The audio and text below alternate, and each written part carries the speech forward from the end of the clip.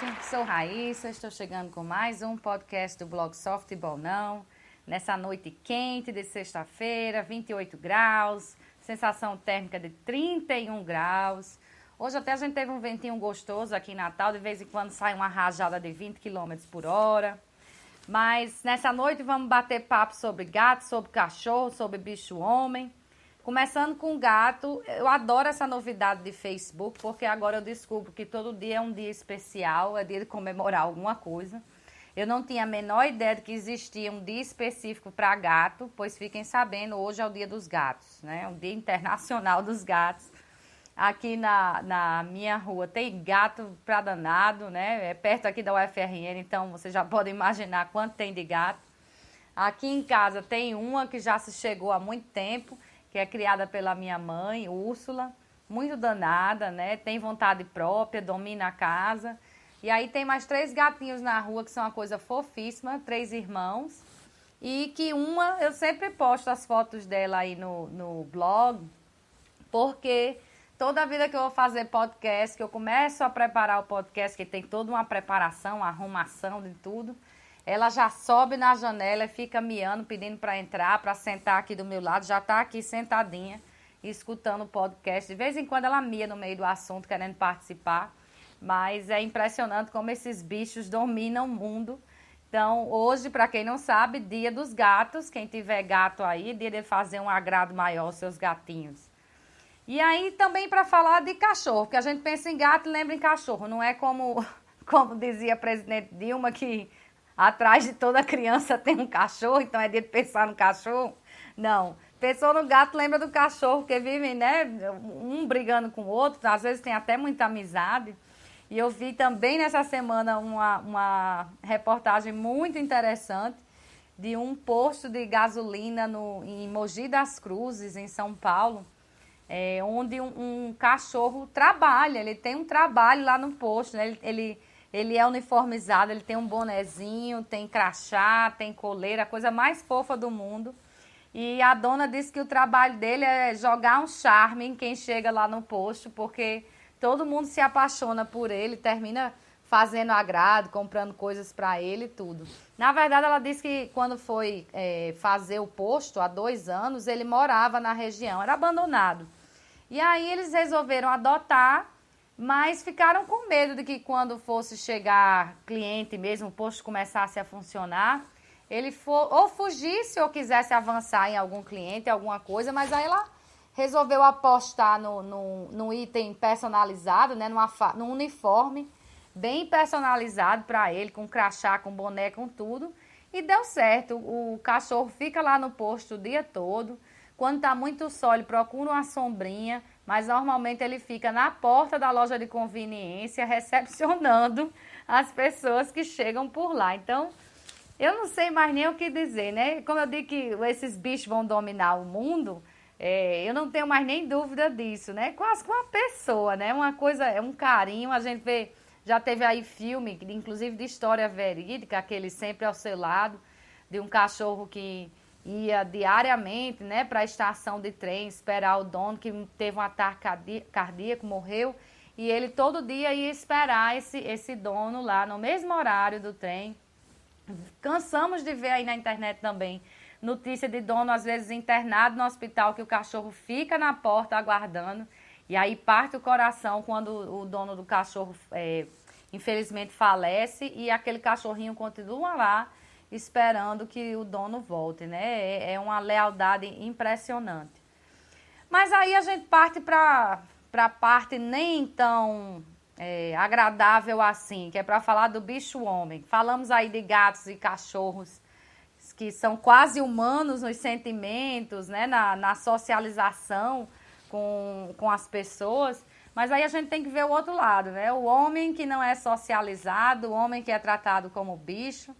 Essa semana pegou fogo no Brasil a decisão do STF, num caso de repercussão geral, que decidiu que o Estado deveria indenizar por danos morais, né? Um presidiário que teve a sua dignidade completamente desrespeitada num presídio em Corumbá, Mato Grosso do Sul. E aí o que choveu de gente, né, descascando o Supremo Tribunal Federal na internet, que é um absurdo, que agora tem que pagar os presos, não falta mais nada, eles vão ser indenizados e não sei o quê. As pessoas às vezes falam, é aquela história, vem o galo cantar e não sabe onde. É claro que uma decisão dessa levanta muita polêmica, mas a gente precisa olhar para o outro lado. Primeiro a gente precisa olhar para a lei, se a lei é cumprida ou não. A lei brasileira é muito clara, quando eu digo lei, eu digo a legislação, a Constituição, é tudo. É muito clara nessa questão de que quem comete um dano, quem causa um dano, uma pessoa tem que indenizar. E eu acho que você colocar um preso, aliás, 12 presos, numa cela... deixa eu organizar. Você colocar 100 presos numa cela em que caberiam 12... já começa daí o grande dano, né? Eu acho que ninguém nem tem dúvida de que o dano existiu. Você colocar 100 pessoas num espaço projetado para receber 12. E submeter, por exemplo, esse cara que entrou aí com o processo, né? Durante 20 anos ele teve que dormir com a cabeça encostada no vaso sanitário. Eu acho que... Eu não sei, eu sei que tem muita gente que tem uma ideia de que é para pegar, matar, esfolar preso. Bandido bom é bandido morto. E a gente conhece todos esses ditados aí. Eu acho mais interessante que normalmente essas coisas são ditas por quem se diz muito religioso, mas que não consegue compreender que a função do Estado é punir, não é torturar, não é massacrar, não é tirar toda a dignidade daquela pessoa para que ela não reconheça o seu erro e não possa voltar a viver em sociedade. Mas o que se vê em geral dessas pessoas que comentam isso é apenas um desejo muito grande de vingança, que o Estado vá lá, termine tudo, né, acabe com tudo.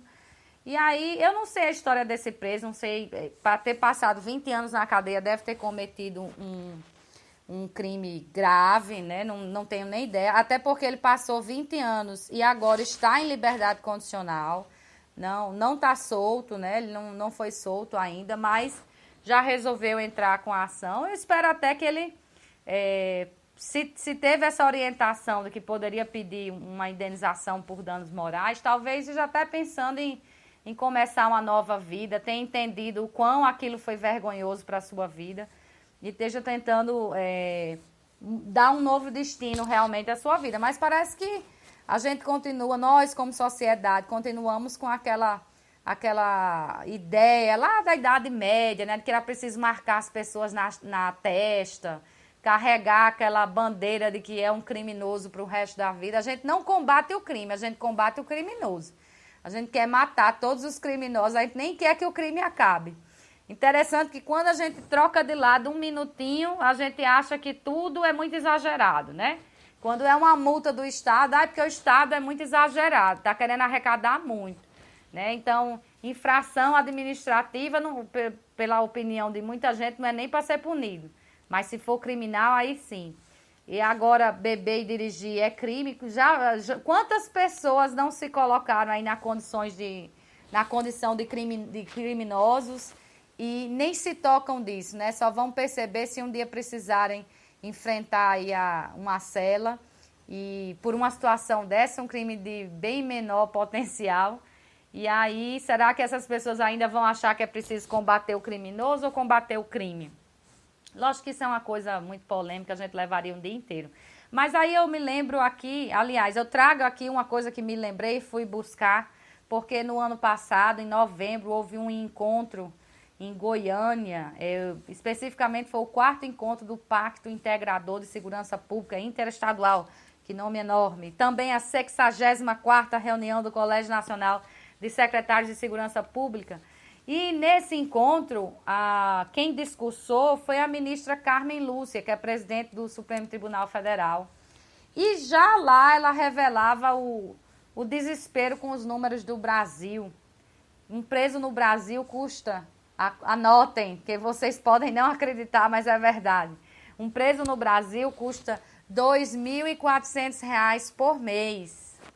E um estudante do ensino médio custa R$ 2.200 por mês. Aí agora a gente pensa, olha bem assim e diz, onde é que esse dinheiro está sendo investido? Porque nós nem temos essas escolas todas tão boas, temos sim algumas muito boas, é verdade. Mas o universo escolar brasileiro em geral, seja ensino médio, seja ensino fundamental, principalmente ensino fundamental, não é bom, é de parcos recursos, né? A gente precisa descobrir como ajeitar isso aí de alguma forma. Então, se hoje já tem um investimento aí por aluno, que ninguém sabe para onde vai esse dinheiro, de R$ 2.200 por mês, você imagina aí que uma mensalidade de escola particular é bem mais baixo do que isso, né? Dava para colocar, então, todo mundo do ensino médio em escola particular, ainda ia sobrar dinheiro. Tem alguma coisa errada nessa conta. E um preso custa R$ 2.400. Aí a gente olha para as cadeias no Brasil, e aqui vai uma generalização, porque é claro que existem gotas no oceano de recursos bem empregados, de presos bem tratados, de baixos índices de reincidência e por aí vai. Mas a gente olha para o sistema penitenciário brasileiro e o que se vê é um caos. É o que se vê aqui em Alcaçuz, umas universidades do crime, pessoas tratadas feito bicho, aí entra a questão do título de hoje, né, de gatos, cachorros, que hoje é dia dos gatos, e quando chega para o ser humano parece que a gente não consegue se compadecer nem um pouquinho, né, com que o ser humano poderia ter um tratamento pelo menos de bicho, que a gente dá aos bichos, às vezes tratamento de ser humano, mas a gente quer dar o tratamento principalmente aos presidiários, como se fossem uns bichos selvagens que têm que ser eliminados, uma praga, vírus, sei lá. Esse é o tratamento que é dado, eu estou falando em geral, é claro, aos presidiários, né, no nosso sistema penitenciário.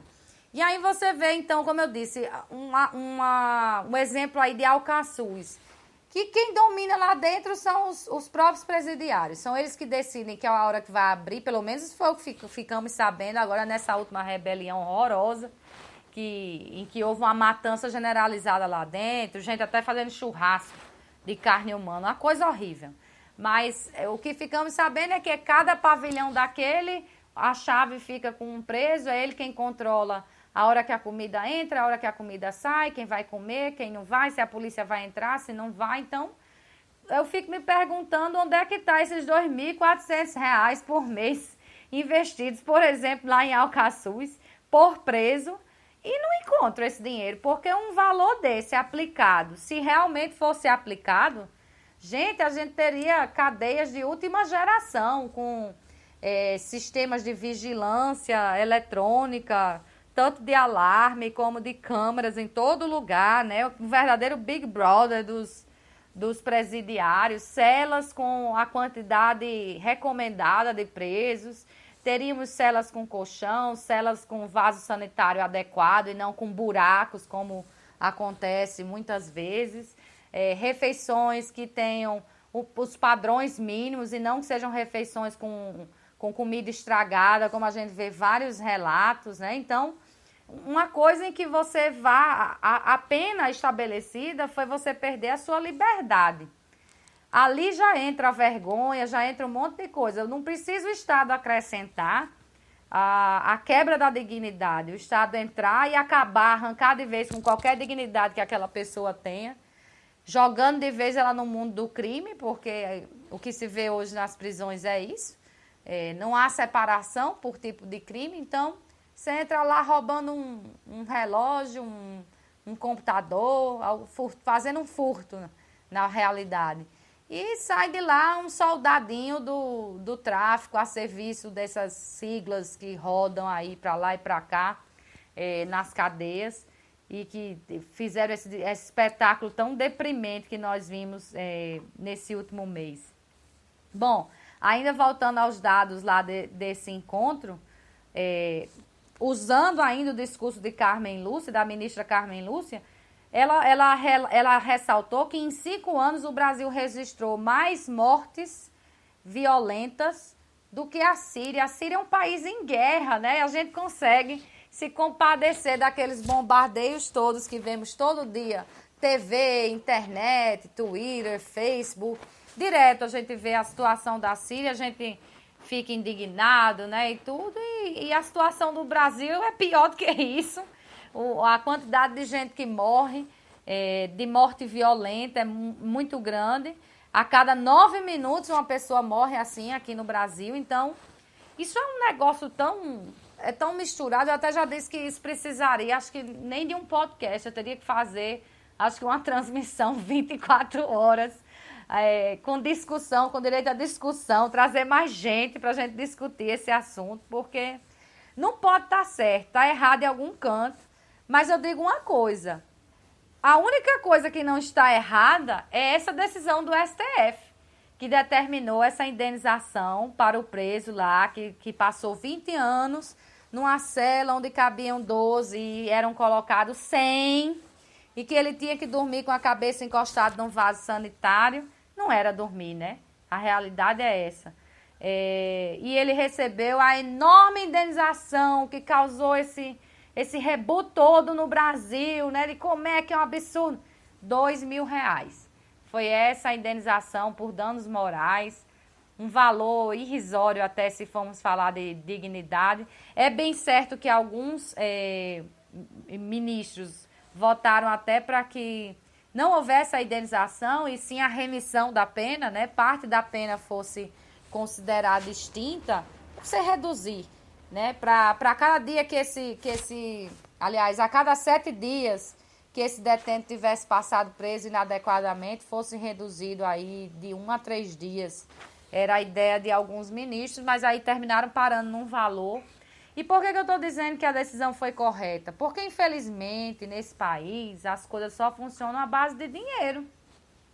Pode ser que agora acenda o alerta, né, o sinal vermelho dos estados, que são os que investem mesmo em presídio. O governo federal investe em alguns, né, não é a atribuição dos municípios, é dos estados, a segurança pública.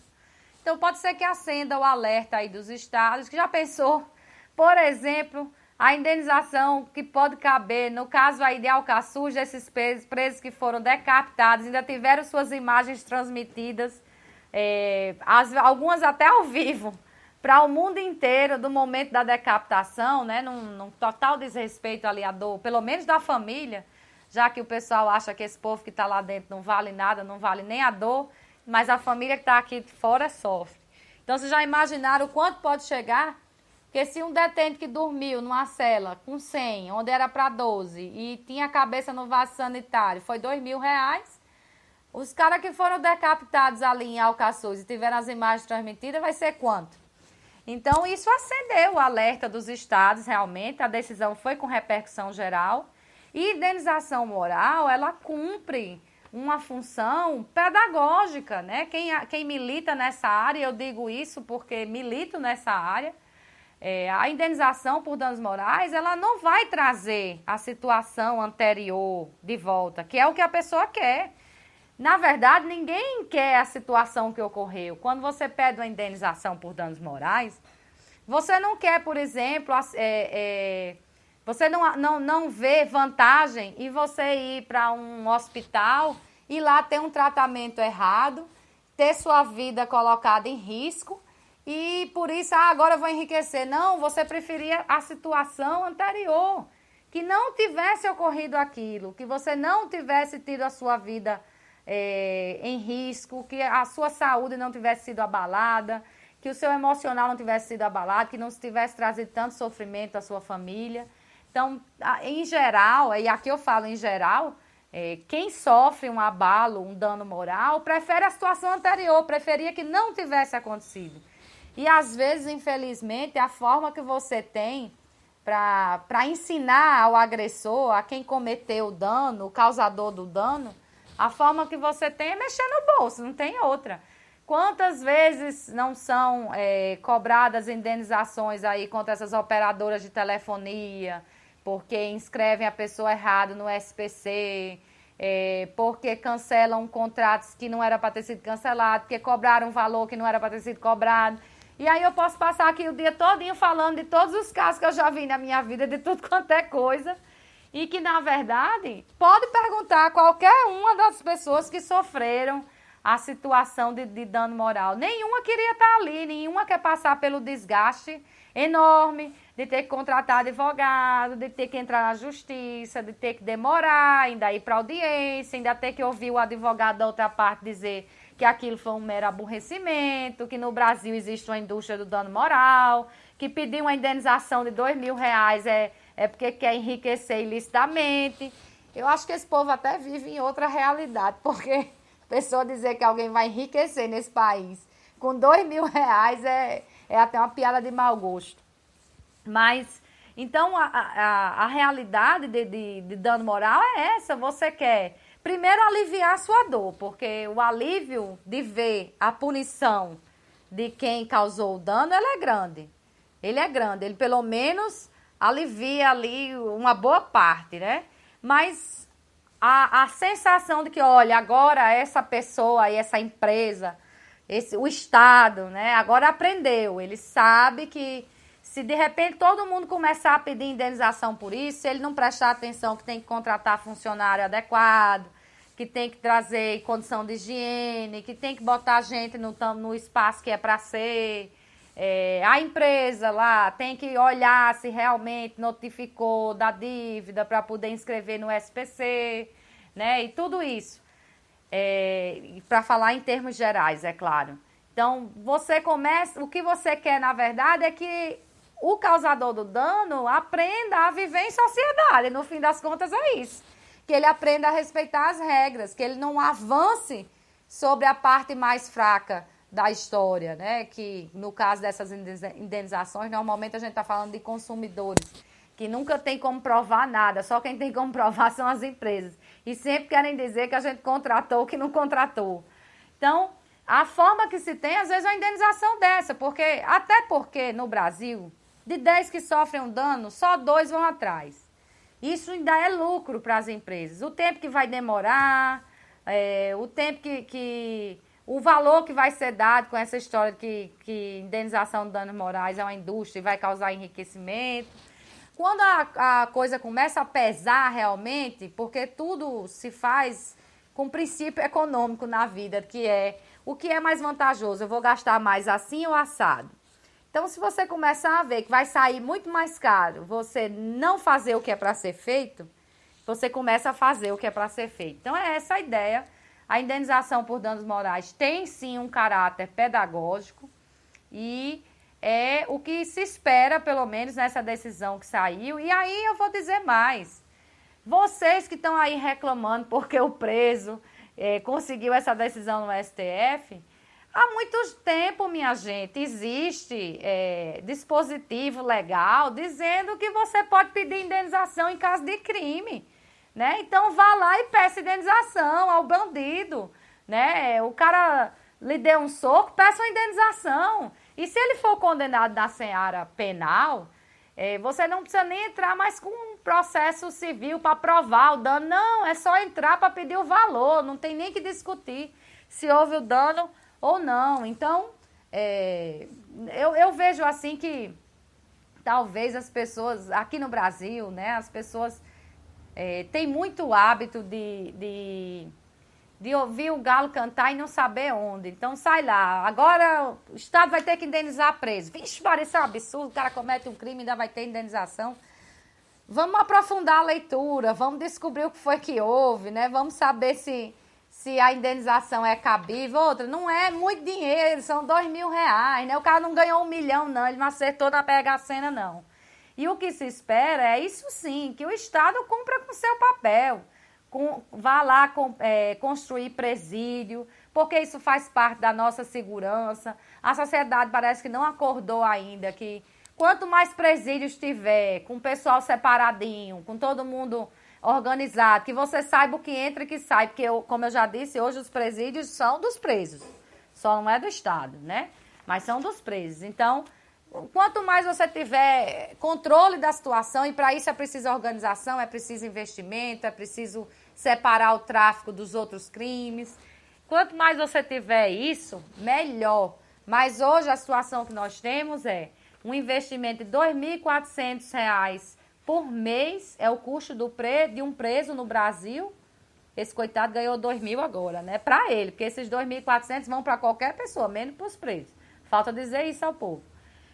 Um investimento desse R$ 2.400 e o que se vê é uma situação como se viu em Alcaçuz, em Manaus, a população sitiada como se viu no Espírito Santo, crime a toda hora, um verdadeiro faroeste. Então é preciso repensar esse sistema, é preciso repensar. E não vai ser com essa situação de achar que é preciso esfolar, matar, pegar, esfolar todos os presos, que a gente vai conseguir acabar com esse ritual de violência que a gente está vivendo dentro das cadeias e fora das cadeias também. É bastante complicado. Então, eu sinceramente vejo como bastante acertada a decisão do STF. Espero que acenda o alerta do Estado de que é preciso investir. E aí, claro que todo mundo vai dizer, mas está faltando dinheiro. Tá. Só que governar é fazer escolhas, né? Governar é você escolher do pouco dinheiro que se tem. É igual o que a gente faz na casa da gente, orçamento. O que é que está precisando de mais urgente para fazer. Eu sei que, por exemplo, o governo do Estado não me consta que tenha retirado dinheiro de propaganda. Porque eu ligo a TV, tem uma musiquinha nova todo dia daí na TV, igual o governo federal. E é o governo Temer, é o governo Dilma, todo governante que entra nesse país, nesse estado, nessa cidade. Pode faltar dinheiro para tudo, mas para danada da propaganda não falta não, com direito à musiquinha, com um logotipo bonitinho, né? Ninguém sabe nem, quer dizer, deve ter lá no orçamento quanto é que custa, mas ninguém pensa nem por um momento que esse é um dinheiro que deveria ser investido em outra coisa. Mas as coisas importantes realmente ficam relegadas a outra situação. Bom, é isso, né? Um tema bem pesado, mas eu, como sempre, não me furto a falar desses temas polêmicos, né? Passei muito tempo na faculdade de Direito e não consigo aceitar o posicionamento da imprensa em atacar certas coisas sem ir mostrar a profundidade do tema, né? Sempre buscando aquele lado do populismo, porque é muito mais fácil você criticar o bandido, o político, que vai ficar todo mundo do seu lado, né? Do que você se levantar e dizer, não, peraí, não é bem assim, né? A situação não é bem essa. Mas é essa a realidade, então, que encontramos. Ainda falando lá no discurso de Carmen Lúcia, eu ia esquecendo. Ela disse que nas visitas que fez às penitenciárias, e aí ela tinha passado por alguns estados quando fez esse discurso, que foi em novembro, um deles foi o Rio Grande do Norte. Eu não sei se essa situação aconteceu aqui, mas pode ter sido, já que ela fala que foi numa das visitas dela. Ela chegou a ver a situação de uma grávida presa dando à luz algemada. É um bicho, não é verdade? Né? Como é que a gente espera que esses bichos, tratados como bichos, voltem à sociedade e se comportem como cidadãos, se nem na hora que você tira o maior bem que um ser humano tem, que é a liberdade, né? Vai ter gente dizendo que é a vida, mas uma vida sem liberdade não é nada. Está aí a escravidão para nos provar isso. Como é que a gente espera, então, que alguém que já teve retirada a sua liberdade porque está cumprindo pena e é correto, etc., além disso, tenha também sua dignidade levada e depois ache que a sociedade é que está certa e que ele que estava errado e que agora ele vai cumprir o certo, bonitinho. Não é bem assim, né? Nós sabemos que não é assim que a banda toca. E eu espero que o Estado acorde, porque agora as indenizações vão chover, porque é só o que temos nesse país, são presídios superlotados e sem a menor condição de higiene, de salubridade mesmo. Então, essa é a hora de acordarmos que precisamos e muito melhorar esse nosso sistema penitenciário. Precisamos repensá-lo, na verdade. Bom, vamos agora para um tema bem leve, né? Tá chegando carnaval, aliás, tem gente que diz que carnaval já começou, porque é tanta prévia em todo canto que você pode passar aí vários dias pulando carnaval até chegar o dito cujo mesmo, que começa na próxima quinta-feira aqui no Nordeste, né? Então, contagem regressiva, temos 6 dias, né? Menos de 6 dias, porque já passamos a sexta toda. Então, temos menos de 6 dias para o carnaval aqui.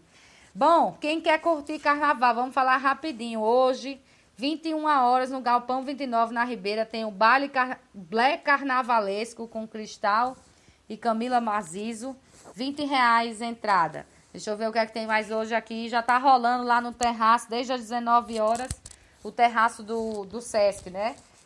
Na Cidade Alta, entrada gratuita. Rodolfo Amaral, ó, Rodolfo Amaral é show no carnaval, viu? Posso dizer porque já acompanhei em alguns momentos. Ano passado, inclusive, tive numa programação do Natal Shop que tinha ele. É bastante animado, uma voz bonita. Então, tá rolando de graça lá no Sesc. Deixa eu ver mais. Nessa sexta não tem mais nada, mas sábado tem muita coisa. Sábado tem baile de Kenga, onde? As Kengas, lá na Cidade Alta, 22 horas, R$ 30 a entrada. É no Bardalos, parece, as senhas. Não sei como é que vai rolar isso aí. Deixa eu ver aqui, Baile Boêmio, Ribeira Boêmia, é o projeto Bar 294, sábado, a partir das 18 horas. Sambas enredos com Luciano Queiroz, Frevo, Marchinha, R$ 20 é o couvert. Não vai ser uma entrada mesmo, mas você paga lá na mesa. Invasão Potiguara vai fazer o quarto baile neste sábado, 15 horas, na quadra da Balança do Morro, tradicional escola de samba daqui de Natal, na Rua Chile. Cheio de DJ, não sei o que lá, R$ 25 a entrada. Baile do K1, no sábado, a troça do K1. Camisetas são opcionais, R$ 20. Acesso gratuito a partir das 17 horas em Lagoa Seca. Vai ter também no sábado, deixa eu ver aqui, o Aponta, que é um bloco que fica em à beira-mar de Ponta Negra, concentração. Sábado a partir das 13 horas, em frente ao Hotel Manari.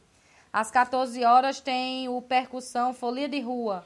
15 horas a banda sai com o maestro Gilberto Cabral em direção ao Morro do Careca. E às 18 horas, aí sim, o show é privado da banda Fobica na Jubila, lá no Old Five. Nesse caso, o acesso é com camiseta e a camiseta custa R$ 50. Petrópolis tem também o Bloco de Petrópolis, primeira vez que vai sair. A prévia acontece nesse sábado, Largo do Ateneu, lá na Rua Seridó, 17 horas, as bandas Mesa 12, Samba Preto no Branco e o grupo de batucada Batuquedo. Que mais? Nem sei se tem um valor aqui, não tem um valor. Mas sei que tá vendendo na Brunsk do Midway. No sábado, Cidade Alta, o bloco Não Empurre Não. A partir das 16 horas, é uma bandinha de frevo circulando lá pelo centro histórico. Também gratuito. Aí começa a programação de criança no sábado. Lá no salão da ABB vai ter uma ruma de coisa. Entrada, R$ 15 para criança e R$ 25 para adulto. Tá aqui dizendo que é o primeiro lote. Não sei se vai ficar mais caro depois. Tem palhaço, tem uma ruma de coisa. No domingo, ainda para as crianças. Cidade da Criança, não tem aqui o horário a partir das 15 horas. Não tem falando o valor, nem sei qual é a entrada, mas não deve ser muito caro não na Cidade da Criança. Natal Shopping vai ter o bailinho das 16 às 19 horas no domingo, também gratuito. Aí vem o pessoal mais adulto, né, no domingo. Folia Indie, que é o Grêmio Etílico Carnavalesco Orquestra Greiosa, lá do escritório, faz o último baile, ensaio, neste domingo, 18 horas, lá em Capim Macio, entrada R$ 20. Tem muita gente para tocar lá no domingo.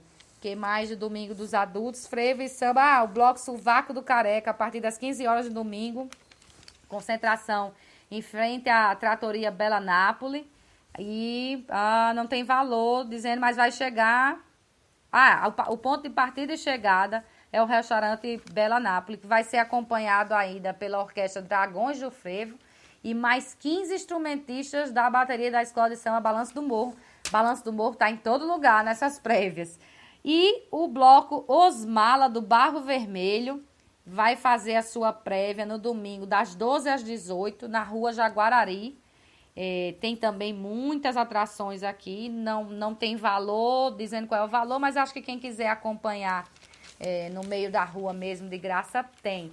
E aqui, apesar de não ter aqui, que eu estou usando a tribuna, né, como parâmetro para dar essa programação, apesar de não ter, no Mirassol, aqui a tradicional troça da Caneca Louca. Parece que a concentração começa às 17 horas, lá no Bar do Thomas. Não sei, parece que a camiseta era R$ 30, não vou garantir que seja esse o valor, para participar da festa, mas até quem não compra a camiseta vai, o clima é bem de família, todas as famílias, crianças reunidas acompanhando pelas ruas de Mirassol, de Cidade Jardim, essa troça que já virou tradição. Um sábado antes do carnaval rola aqui pelo Mirassol. Então, tem tanto carnaval que realmente pode-se dizer que o carnaval já começou aqui em Natal, porque é muita prévia, né? Quem não gosta muito de prévia, amanhã tem jogo de futebol, vai ter Alecrim e ABC na Arena das Dunas, o ABC disputando aí o primeiro lugar para ir com vantagem para a final do primeiro turno. No domingo aí o negócio pega fogo, 17 horas, tem uma rodada, 4 clubes brigando por uma vaga na final do turno. Dentre esses clubes, América e Açu, aqui na Arena das Dunas também, tem promoção, R$20 inteira, R$10 a meia. Então, quem quiser, além das prévias carnavalescas, encarar um jogo de futebol decisivo, nós temos aí, principalmente esse do domingo, né, que as duas equipes estão disputando, já que esse do sábado é apenas o ABC, que até com empate garante o primeiro lugar, já disse que vai poupar muita gente. Então tem programação demais, minha gente, para esse fim de semana de carnaval, de futebol, tudo que se gosta. E é isso, né? Deixo aqui o convite, então, para domingo, 10 da manhã, o nosso podcast sobre futebol, falando justamente dessa rodada de esquentar aí o campeonato estadual. Não estou mais confirmando o podcast em inglês, porque realmente está difícil o horário. Eu estou tentando ver se encaixa em algum outro. Estou devendo já um podcast, vou ver se consigo fazer, mas eu aviso pelo blog quando der certo. E quem gosta desse bate-papo aqui variado, próxima sexta, 7 da noite, deixo então uma boa noite de sexta-feira para todo mundo. Boas prévias carnavalescas, bom fim de semana, todo mundo já de olho no carnaval a partir de quinta-feira. E espero vocês, então, lá, nessa diversão toda.